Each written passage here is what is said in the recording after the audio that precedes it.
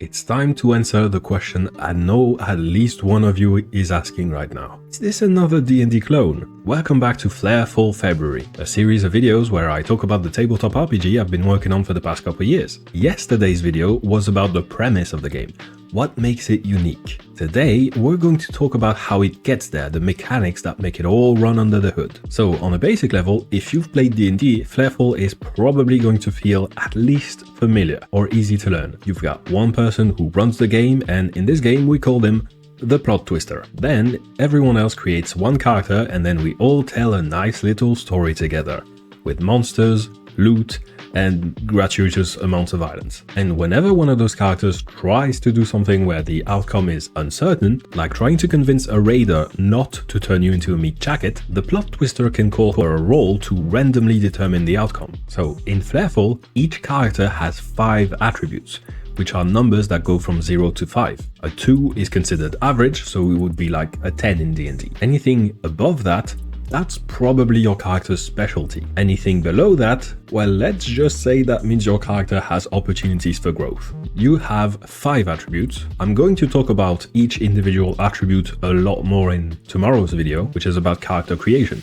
But for today, your 5 attributes are grit, speed, technique, presence, and luck. So punch things, sneak past things, know about things, talk to things, and luck. And to make a roll with one of those 5 attributes, you roll a 12-sided die, a d12, and you add your attribute to the result. The number you need to hit to succeed depends on the difficulty of whatever you're trying to do. 10 for most checks, 8 if it's especially easy, and 12 if it's especially hard. Now, where it gets spicy is that if the result on the d12 is equal to your luck or less, which typically means you're probably going to fail whatever you're trying to do, but you can decide to push your luck. What does that mean? Well, it means you flip a coin, and if it lands on heads, you turn that failure into a success. But if it lands on tails, then you turn that failure into what is known in technical terms as an oopsie. If you're the plot twister, you have a random table of mishaps for combat, another one for exploration, and a third one for negotiations. But they're mostly here just to give you ideas. If there's something in the scene which inspires some kind of terrible consequence that you can throw at your players for their hubris, go use that instead. But yeah, if you do need the help, then those tables include some very funny ideas for you to pick from. Like, let's say your players are just about to sign a peace treaty with the local raider gang. Wouldn't it be funny if one of the raiders suddenly recognized one of the characters as someone they knew in the past and who did something reprehensible to that poor innocent raider? If you're wondering what the inspiration for this is, it's actually not Fumbles, that old and frankly a bit outdated idea from older editions of D&D. Rather, this idea of a push your luck mechanic mostly comes from the plot die in the Cosmere RPG, which is still in development at this time. The plot die is about introducing more than just 2 degrees of success when you make a roll. But the thing about degrees of success is that if you've used them in a real game, as a GM, they can be kind of exhausting to come up with. And generally speaking, I don't really enjoy running games where I have to come up with 4 or 5 different possible outcomes for every single roll. That's a lot of extra mental energy to spend when I'm already busy running the rest of the game. So what the Cosmere RPG does is that they tell you that most rolls get to stay very simple, but whenever there's an especially important roll, one that really matters to the story, you roll the plot die on top of your usual d20, and that gives you 2 extra degrees of success. But the thing is, those important rolls, since they're tied to the story, they're the ones that give you the most material to bounce off of as a GM. They're the ones where it's easiest to come up with a bunch of degrees of success. And to me, that is my favorite take on degrees of success that I've seen so far. Now, the push your luck mechanic in Flarefall works a bit differently. It's the players who decide whether or not to do it, for example. But because it's so risky, usually they'll only take the gambles for important rolls anyway. There's a reason the lucky feat is probably the most hated feat in all of D&D 5e. The decision of whether or not to spend a luck token is basically just a math equation. Your character's personality doesn't really factor into it at any step. But you know what is a character trait? Being willing to take risks, acting like a gambler. And in Flarefall, that's exactly how characters with a high luck attribute act. both in and outside of combat. It's a very high risk, high reward type of gameplay, but that's exactly the reason why it's exciting rather than boring, like the D&D lucky feat. Now let's talk about skills. In a lot of tabletop RPGs, you get a list of skills on your character sheet, and if you're proficient with that skill, then you get to add a numerical bonus to your roll whenever you're doing something that uses that skill. I have a bit of a pet peeve with that, and it's the smallest hill I am willing to die on, but I will die on that hill. See, the thing is, in games that do this, like D&D, you have to use a different scale of difficulty for your attribute checks and for your skill checks. Like, let's say you're rolling strength. You're adding a number that goes from +0 to +5, so that means the difficulty class of 10 feels easy, 13 feels medium, and then 15 to 16 feels pretty hard.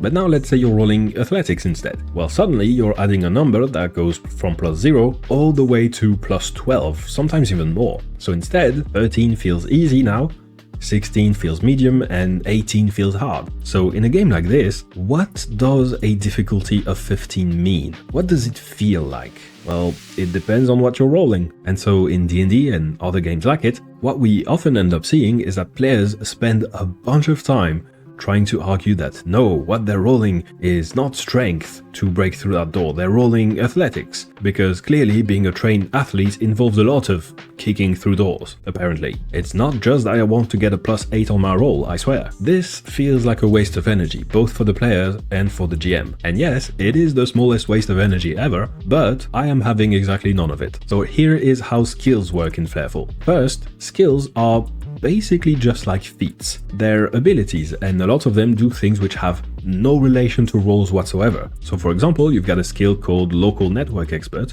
which increases the range from which you can hack electronic devices, or something like Past Connections, which allows you to improvise a new NPC into existence a couple times per adventure. Closest Flareful has to D&D's skills is that there's a bunch of skill abilities which lets you make a reroll once per scene if you're doing something related to that skill. So for example, if you try to lie to an NPC, you don't roll deception, you roll presence. But if you fail and you happen to have the deception skill, you can announce that you use it, and that gives you one extra chance to succeed once per scene. And, this is important, you must always choose whether or not to reroll before you choose whether or not to push your luck. Pushing your luck is always final. There is no reflipping that coin. If it lands on tails, bad stuff is going to happen. Besides your skills, there is one more way to get a reroll.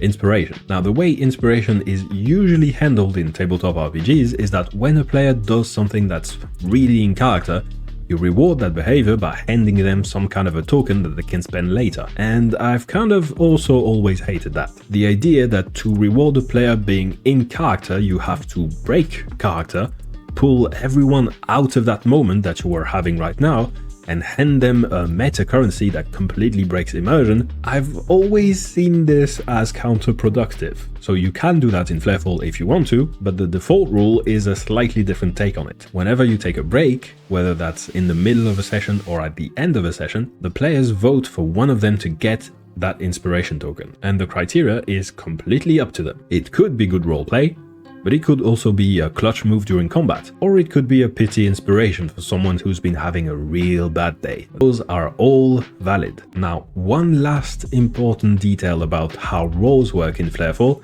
is that the game includes a lot of contested rolls. But in this game, if there is a contested roll, only players roll. If a player tries to grapple an NPC, the NPC's stat block includes the difficulty for that roll, which is always 6 plus the attribute which is being contested. And on the other hand, if an NPC is trying to grapple a player, the player rolls to resist, and the difficulty is, again, on that NPC stat block. And that's kind of it, at least for how the game works outside of combat. And this video is 9 minutes long because I wanted to talk about why things work the way they do. But you can probably teach all of that to a new player in under a minute. But now that we know the basics, in tomorrow's video, we're going to be creating a character, so make sure to join the Discord server and pick up the Flareful role. Or if you're watching this video in the future, there should be a playlist in the video description down below where you can watch the next video right now. Okay, bye, see you later, bye!